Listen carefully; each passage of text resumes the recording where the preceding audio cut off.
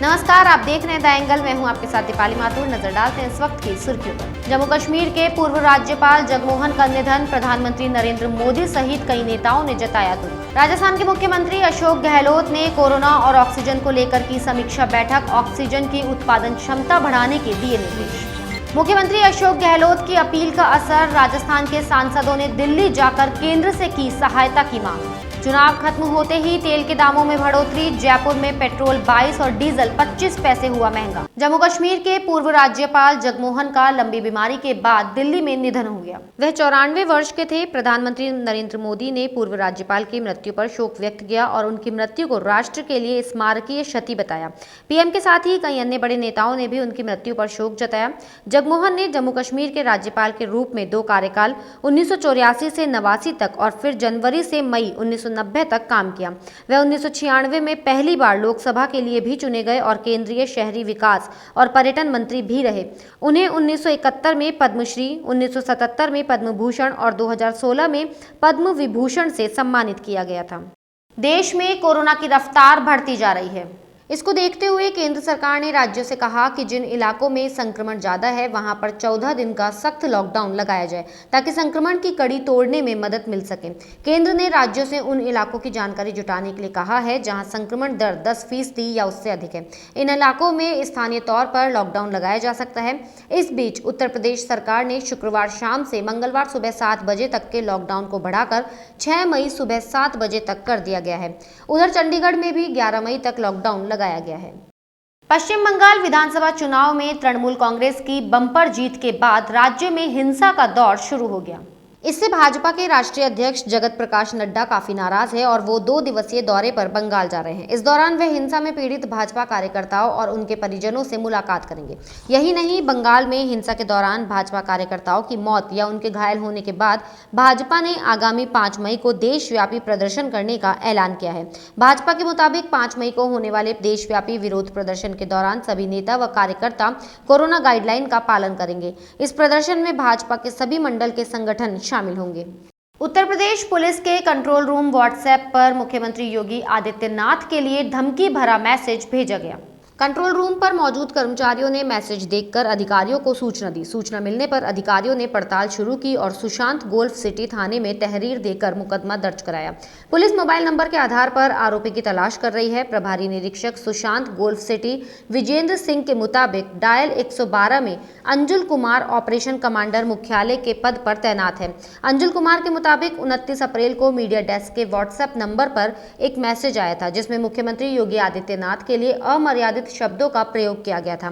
साथ ही नुकसान पहुंचाने की धमकी भी दी गई थी। देश में कई दिनों बाद कोरोना संक्रमण के नए मामलों में मामूली गिरावट दर्ज की गई है।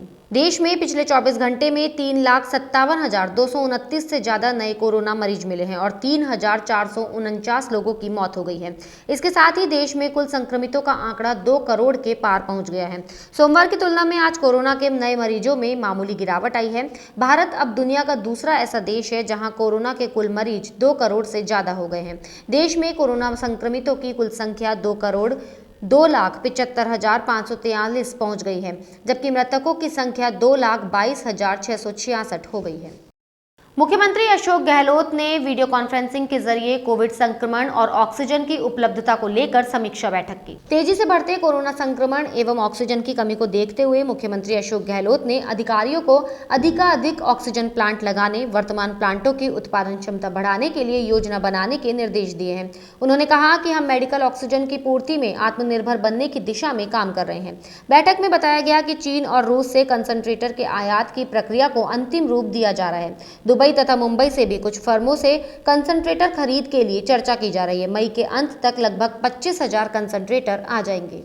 कोरोना की दूसरी लहर में ऑक्सीजन और दवाई की उपलब्धता को सुनिश्चित कराने के लिए राजस्थान के सांसदों ने दिल्ली का दौरा शुरू कर दिया है। मुख्यमंत्री अशोक गहलोत की अपील के बाद अब बीजेपी के सांसद राजस्थान में कोरोना के कठिन दौर में प्रदेशवासियों के हितों के लिए केंद्रीय नेतृत्व से बात कर रहे हैं। मुख्यमंत्री अशोक गहलोत की अपील के बाद चित्तौड़गढ़ सांसद सीपी जोशी, जयपुर सांसद रामचरण बोहरा और भरतपुर सांसद रंजीता कोली ने नई दिल्ली में लोकसभा अध्यक्ष ओम बिरला से मुलाकात की।